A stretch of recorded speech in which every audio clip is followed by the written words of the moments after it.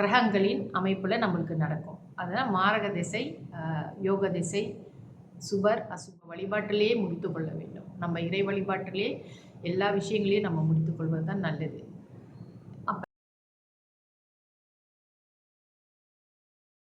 அனைவருக்கும் என் இனிய காலை வணக்கங்கள். விநாயகரை வணங்கி நாம் விருப்பங்கள் எல்லாம் நிறைவேற பெற்றுக் கொள்வதற்கு இன்றைய விரத நாள் சதுர்த்தி விரதம். விநாயகருடைய அருளை அனைவரும் பெற்றுக்கொள்வோம். இன்றைய பஞ்சாங்கம் பார்ப்போம். இன்றைய தேதி 22ஆம் தேதி 1ஆம் மாதம் 2026 வியாழக்கிழமை, தமிழ் மாதம் தை. இன்றைய சூரிய உதயம் 7:29க்கு, சூரிய அஸ்தமனம் 7:19க்கு.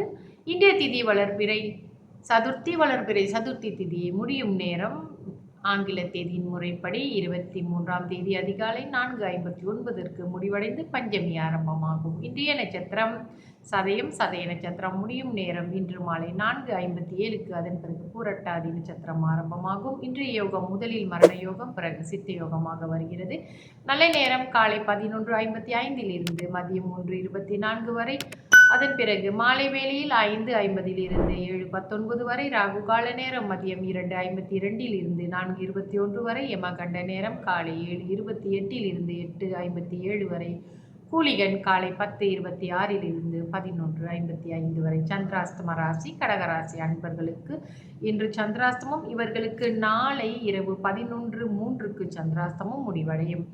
இன்றைய ராசி பலன் பார்ப்போம். மேஷ ராசிக்கு ஆதாயம், ரிஷபராசிக்கு நன்மை, மிதுன ராசிக்கு தெளிவு, கடகராசிக்கு சாந்தம், சிம்ம ராசிக்கு இழப்பு, கன்னி ராசிக்கு உதவி, துலாம் ராசிக்கு செலவு, விருச்சிக ராசிக்கு ஆசை, தனுசு ராசிக்கு ஆர்வம், மகர ராசிக்கு பரிசு, கும்பராசிக்கு பயம், மீன ராசிக்கு உதவி. இன்றைய விசேஷம் விநாயகர் சதுர்த்தி விரதம். மற்றும் தொடர்ந்து நம்ம சுபர் அசுபர் வகையிலே இன்றைய கன்னி லக்கணத்திற்கு பார்ப்போம். கன்னி லக்கணக்காரர்களுக்கு சுபர் 1க்கும் 10க்கும், அது லக்னாதிபதியாக வருகின்ற புதன் சுபராக அமைகிறார். இவர் 10க்கும் அதிபதியாக வருவதனாலே இவர் சுபர். அடுத்தபடியாக 9ஆம் ஆதிபத்தியம் பெறுகின்ற சுக்கிரன் சுபர், 5ஆம் ஆதிபத்தியம் பெறுகின்ற சனியும் சுபராகவே வருகிறார். ஆக புதன் சுக்கிரன் சனி மூவருமே இவர்களுக்கு சுபர்களாக இருக்கிறார்கள். யோகாதிபதிகள் புதன் சுக்கிரன் சனி மூவருமே யோகாதிபதிகளாக வருகிறார்கள். இவர்களுக்கு அசுபர்கள் என்று சொல்லக்கூடியவர்கள் செவ்வாய், குரு, சந்திரன் மூவரும் இவர்களுக்கு அசுபர்களாக வருகிறார்கள். குரு மாரகாதிபதியாக வருகிறார், 11 கூடையவர்.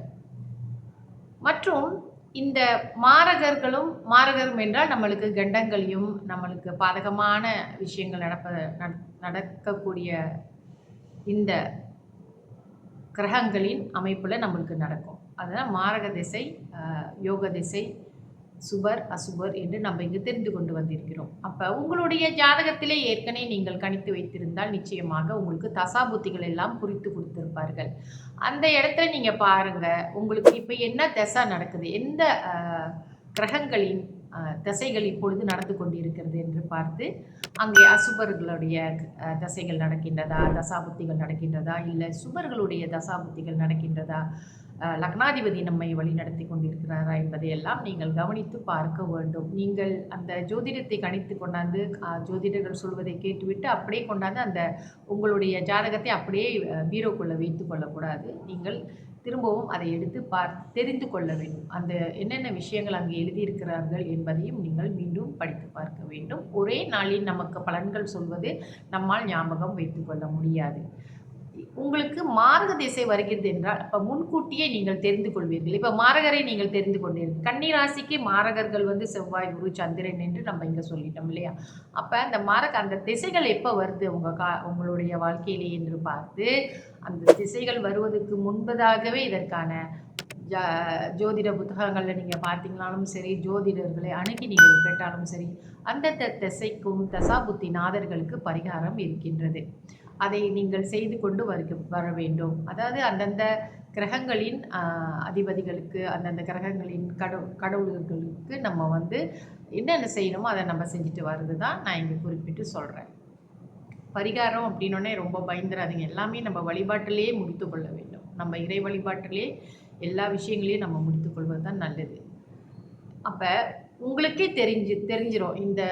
உங்கள் ஜாதகத்தை பார்க்கும்போது நம்மளுக்கு இப்போ நல்ல காலகட்டமாக இருக்குது. சுபர்கள் வழிநடத்தி கொண்டிருக்கிறார்கள், அசுபர்கள் வழி நடத்தி கொண்டிருக்கிறார்கள் என்று தெரிந்து கொள்வதற்காகத்தான் உங்களுக்கு இதை நான் கூறிக்கொண்டு வருகிறேன். இந்த பதிவுகளை நீங்கள் தயவுசெய்து மற்றவர்களுக்கும் ஷேர் பண்ணி விடுங்க. அவங்களும் தெரிஞ்சு கொள்ளட்டும். எல்லோரும் நன்மை அடைவோம். இவைகளை பற்றி தெரிந்து கொண்டு ஜோதிட சாஸ்திரத்தில் நிறைய நல்ல நல்ல விஷயங்கள் இருக்குது. எல்லோரும் முன்னேறுவதற்காக இந்த ஜோதிட சாஸ்திரத்தை பயன்படுத்தி வாழ்க்கையில் நல்ல சுப பலன்களை அடைய வேண்டும் என்று இறைவனிடம் நான் பிரார்த்தித்துக் கொள்கிறேன். என்னுடன் தொடர்ந்து இணைந்திருங்கள். நன்றி, வணக்கம்.